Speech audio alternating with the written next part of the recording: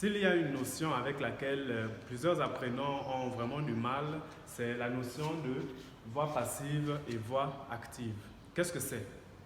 Comment faire? Alors, je vous montre tout ça à partir de cette courte vidéo. Alors, nous verrons d'abord la voix active. Ce qu'on entend par voix active, nous allons définir. Ensuite, nous verrons la voix passive. Et enfin, nous allons passer à la transformation, passer de la voix active à la voix passive. Alors, ce qu'il faut savoir, lorsque nous avons une phrase et qu'on nous demande de la transformer, qu'est-ce qu'il faut faire? Il faut d'abord identifier les éléments constitutifs de la phrase. La phrase est composée d'un sujet, d'un verbe et d'un complément d'objet direct. D'accord? Ce sont des éléments qu'il faut d'abord chercher à identifier. Ensuite, on arrive à la définition de voix active. La voix active, comme nous le voyons derrière, c'est lorsque le sujet fait l'action exprimée par le verbe. Donc, nous avons un verbe d'action et nous avons un sujet. Donc, le sujet doit faire l'action pour qu'il y ait la voix active. Nous avons notre exemple ici, le chat mange la souris. Cette phrase est à la voix active parce que le sujet qui est le chat fait l'action de manger la souris. Ensuite, nous avons la voix passive. Alors, la voix passive ici, c'est lorsque le sujet subit l'action exprimée par le verbe. Nous avons notre phrase, toujours la même phrase, le chat mange la souris à la phrase active qui devient à la voix passive, la souris est mangée par le chat. Donc, nous constatons qu'il y a du changement.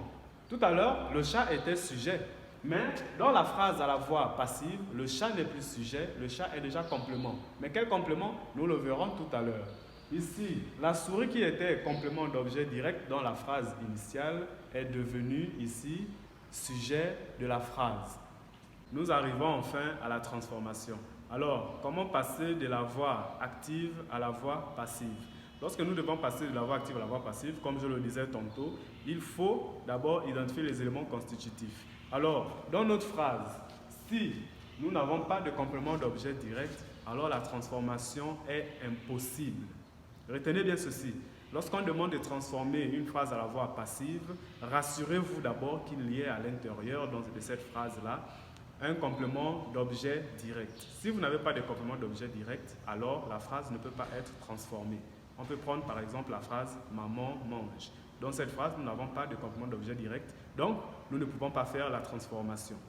Lorsque nous transformons de la voix active à la voix passive, qu'est-ce qui se passe? Alors, il faut savoir que le sujet de la voix active devient complément d'agent. Le complément que nous avons vu tout à l'heure, ça, il s'appelle complément d'agent. Il devient complément d'agent à la voix passive. Le complément d'objet direct de la voix active devient sujet de la voix passive.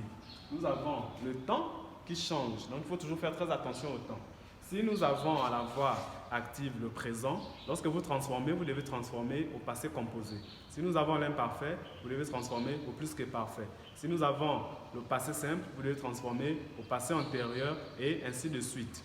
Hormis le temps qui change, nous avons l'apparition de la préposition par.